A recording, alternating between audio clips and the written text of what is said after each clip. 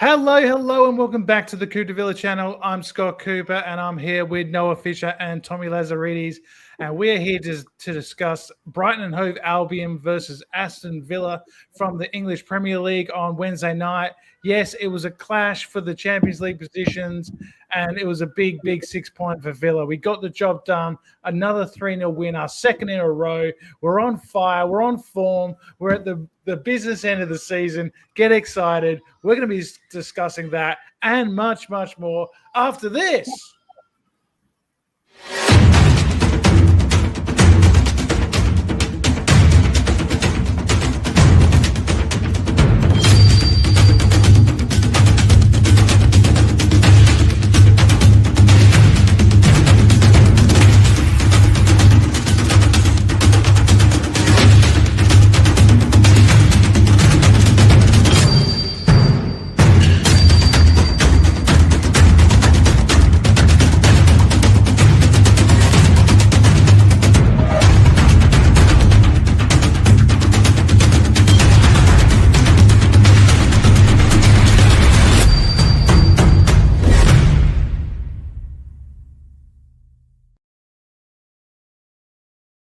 And yes, welcome back to Coop de Villa Live. And as I was just reminded during our intro, it was our third 3-0 win in a row, not a second.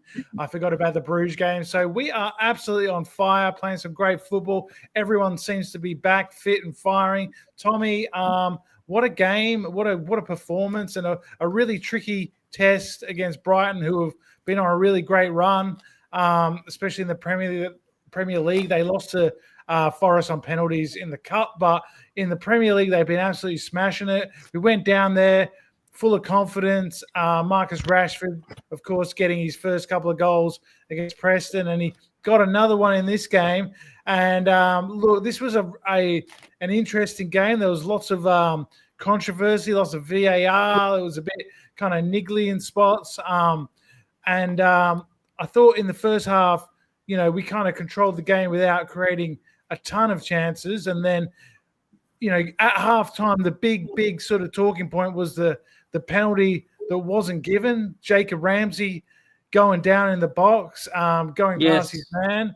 And I was just absolutely fuming because I haven't seen a bigger stonewall penalty not given, I don't think, ever. It was just baffling. And it didn't cost us the points in the end, but these sort of things are infuriating, and they could have cost us the points.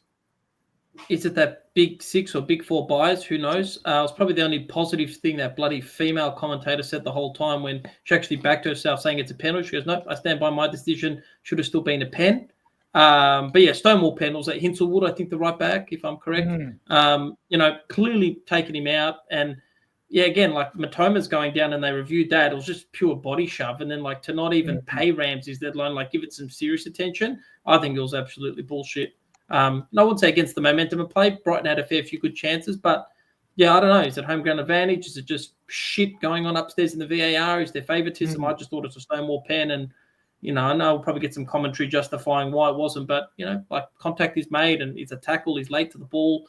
Did Ramsey go down easy? Big deal. Contact is contact. Yeah, I'm not sure. I'm baffled.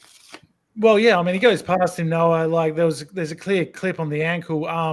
I think from my point of view, it's one of these things. I think VAR has turned referees into sort of cowards in some respects. Like they don't want to make the big call. They want VAR to bail them out. They'll go, oh, I won't give it, but VAR will call me over to the monitor if it's like obvious, like I've made a mistake. And then VAR have a situation where like, oh, I don't want the referee to look silly.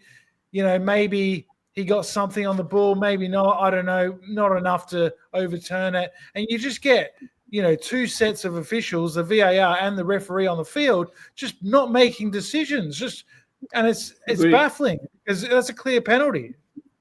Yeah, clear penalty. Sorry if I don't sound as high quality as normal, obviously joining from work, but I was absolutely mind blown that wasn't given. I think we all were, and it's a game that we love VAR and we hate VAR, and it's a weird sort of a game in the VAR terms of things. But as you said, lucky it didn't cost us the points and whatnot. If we draw that game, let's say that their goal does count and it's 1-1 and we should have won 2-1, let's say, we'd be fuming. But to come away with a 3-0 win away from home, it's just a great result all around anyway. Focus on the positives, I agree. I mean, it was a turning point, but there was technically 3 pens if they paid Matomas as well, right? Yeah, and there's, of course, the one on Ramsey. The VR helps us straight away after Rashford's goal with the handball that Matoma has, right. like leading up to their goal. And I think that was probably just about the right decision. It was another one that it sort of hits him sort of half on the arm, half on the sleeve. It's like, when I first saw it, I thought, "Ooh, maybe that's not handball." That's right. Then the second angle, I'm like, "No, definitely is handball." So I think they got that just about right. But let's talk about Marcus Rashford, Tommy, because what a finish, what a goal. Morgan Rogers' pass to him was absolutely exceptional. I don't think it was Rogers' best night. He was a bit quiet, but he comes up with 2. Yeah, exactly. 2 assists, and this one especially was an absolute gem of a pass. And Rashford, I think he deliberately hits the ball into the ground to get that bobble over the keeper's legs, and it works out, and the away fans go mental. Yeah, I agree. And Roger, your comment, I'd be snapping Rashford up as soon as possible. I think he's to his best. Don't want to take away the goal from him. I feel like the celebration, it's just more transactional with Villa. He's just here to build his confidence and then look elsewhere. I don't want to be negative, but I can see him maybe not signing on at Villa. I think it's just a pay cut unless he buys into what he's contributed to help Villa achieve if we qualify for Champions League. Now that he's playing in it again, I hope that there's a gratitude and wanting to stay on board, and maybe Villa, I don't know, buy into the Rashford project that he does outside of football. I wouldn't be surprised if Sawiris and Edens buy into it. But anyway, don't take away from his goal. It was a great finish. I didn't realise he still got that, electrifying pace. He absolutely burnt the centre back, and just a great finish. To be honest, I don't see Ollie putting that away. So I think that's that little bit difference in class, and I think that's probably what we've been lacking in the front third. Then we can jump onto the others. Roger's comment again, yeah. I've actually seen a few going around. If you could sign Asensio or Rashford, who and why? I think Asensio is just the logical one, lower wages and 15 million euros, whatever it is, pounds. Like, that's peanuts. And I know we'll touch on his goal soon. The guy just fucking kick it into the stands. It'll somehow find its way into the top corner. If you could take a goal kick, and I'd back him.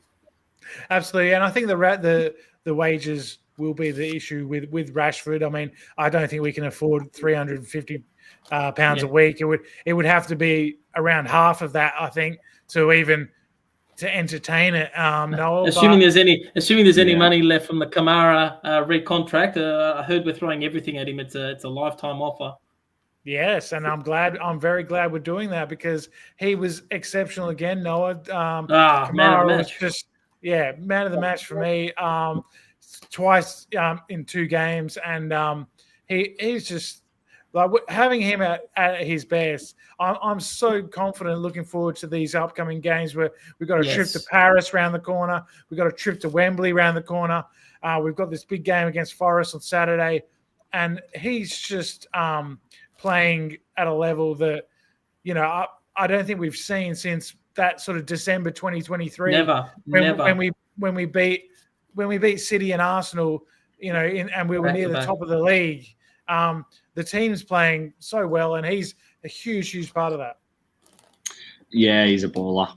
Rolls-Royce, get that contract signed. I think I've heard rumors are offering him like a historic contract to keep him at the club, yes, which correct. is amazing. Hopefully no release clause. Hopefully no release clause, Noah. That's the main thing I see circulating around. A lot of commentary from Villa fans saying no release clause. We dictate the terms. Keep it clean. Just a fee. Pay him more if you want. I'd give him £1 million a week, to be honest with you. Well, lucky we have all that Duran money, Scott. Yeah, I mean, look, I'm over it now. I'm not talking about it. John who? The D word has been banned, all right? Okay. Except Daniel Marlon, who we'll touch on soon. Wow, that's how you earn your spot, mate. Wowzers. We will. But going back to the Rashford goal, what I really liked about it is the sort of combination, Noah, that he's got with Rogers, because as soon as the ball gets thrown out to Rogers, he's off. He knows, and he knows that Rogers is going to has the ability and the vision to play the pass. And Rashford can see that space in behind and knows that he's in his own half. He can't be offside. So he can just go. And, yeah, it was just we just looked so lethal on that counter-attack.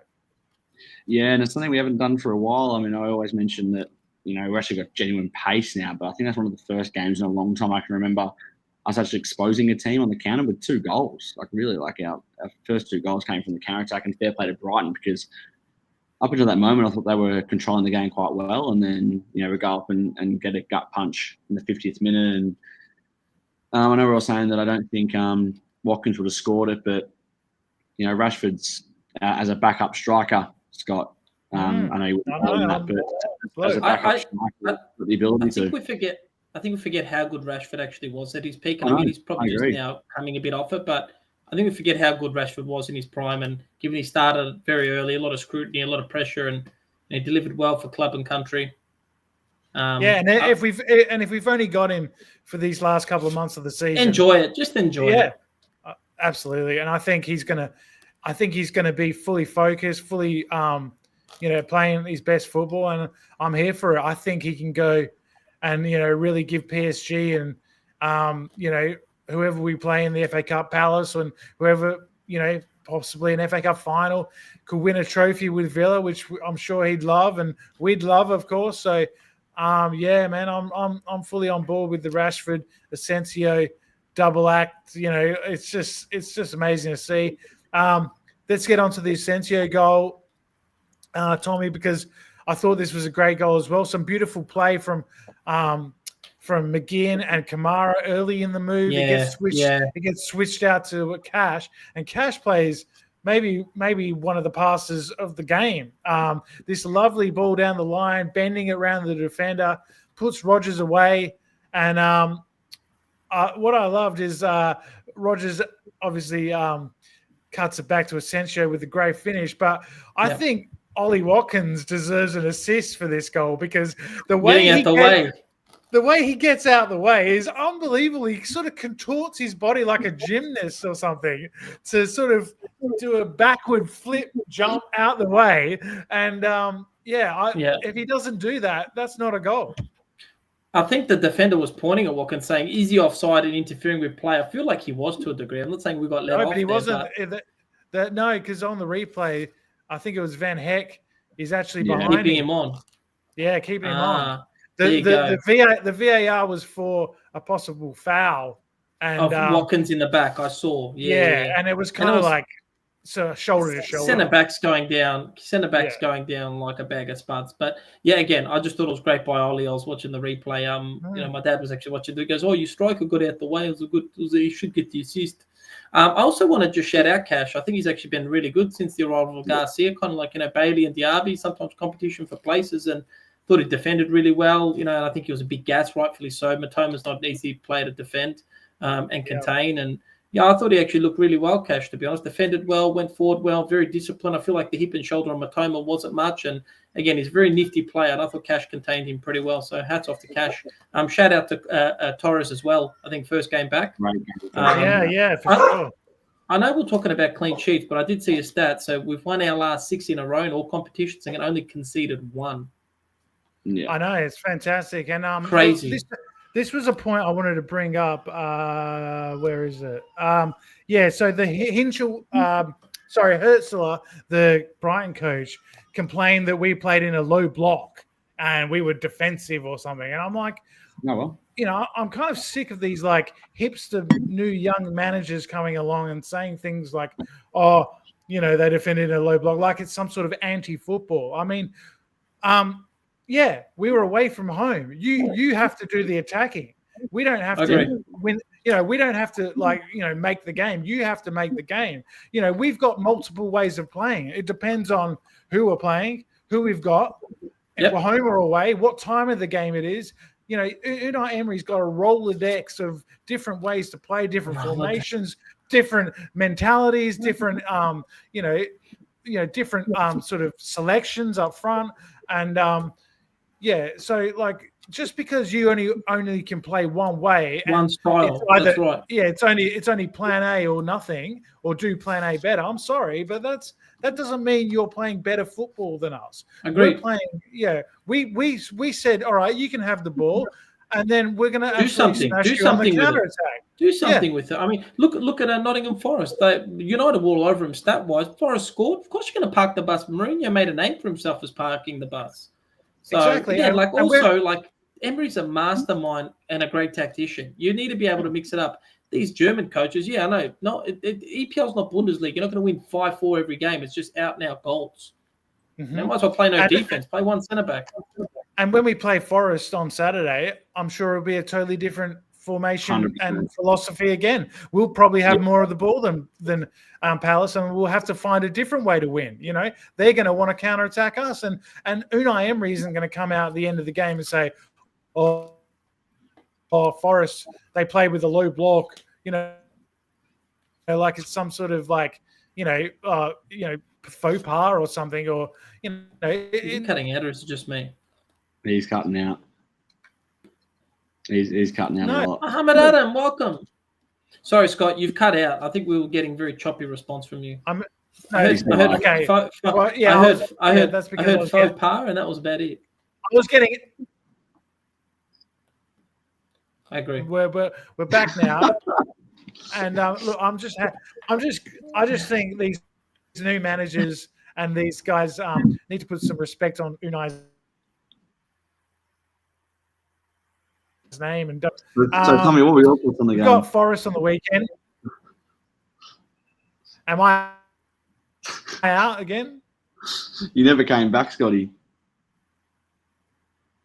Oh, let me got you now. You're back now, now? my friend. You're back now, my friend. Sorry about that, everyone. Look, so yeah, we got Forest on the weekend.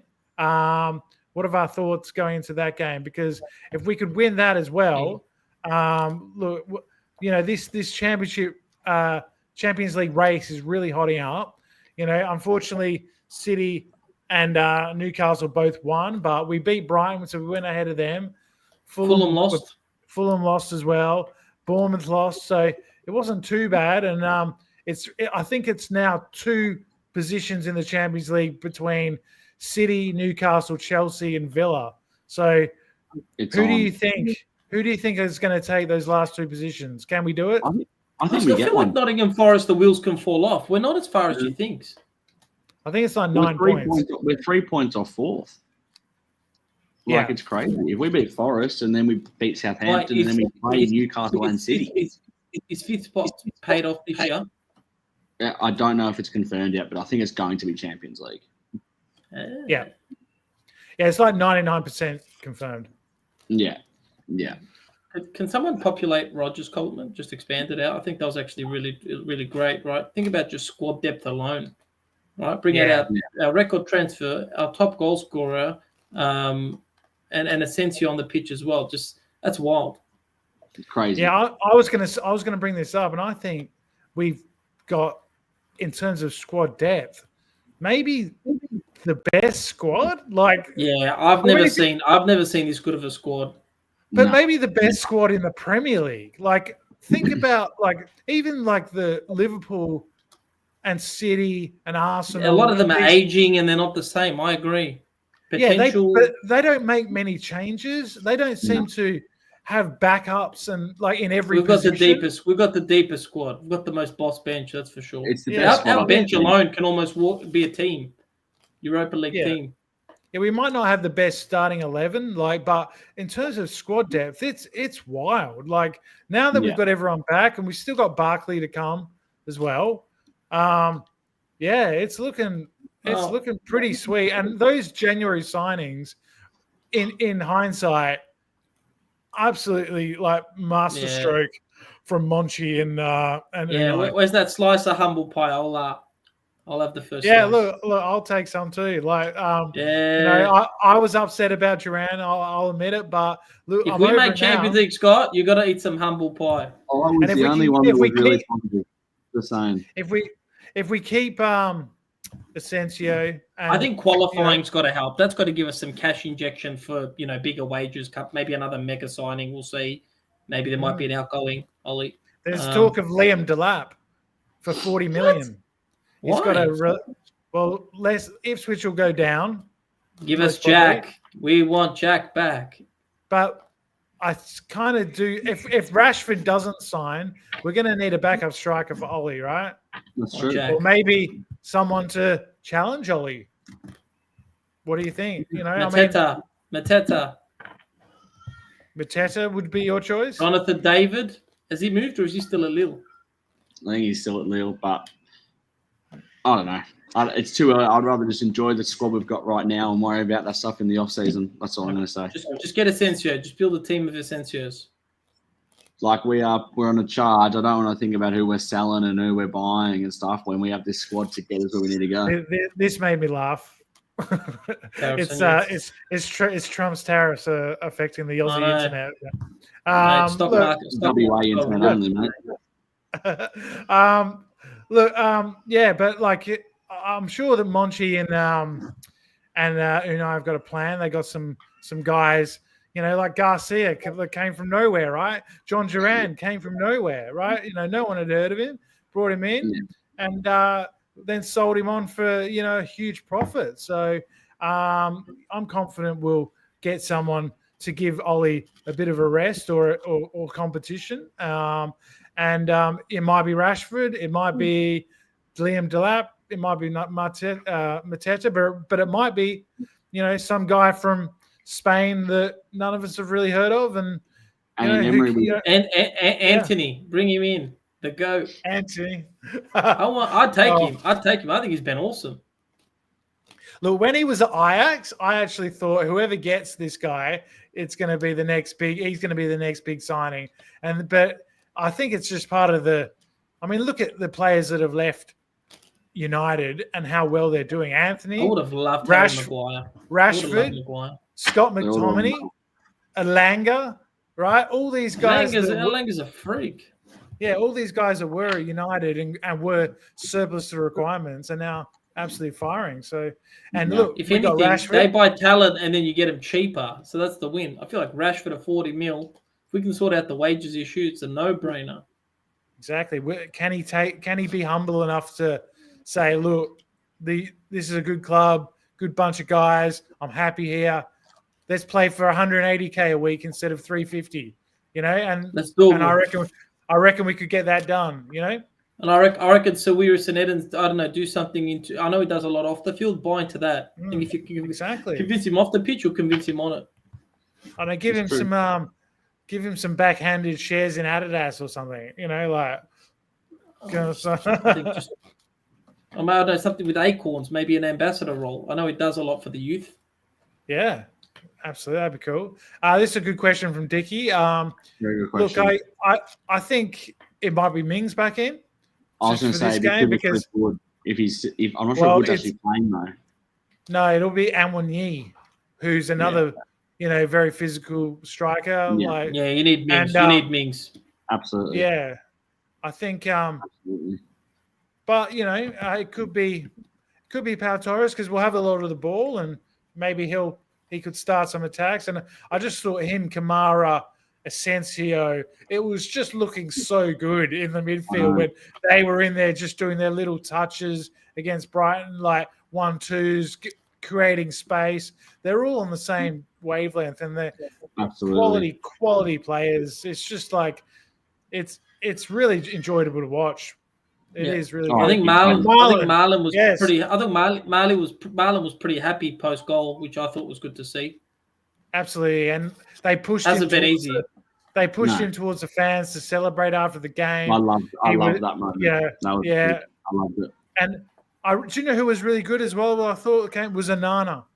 Yeah, I thought Onana was great when he came on, and that's so good to see because he's another one. You paid 50 mil for him. What do you mean? Yeah, exactly. But probably right now he's not in our best midfield three. The way we're playing right now, 100%.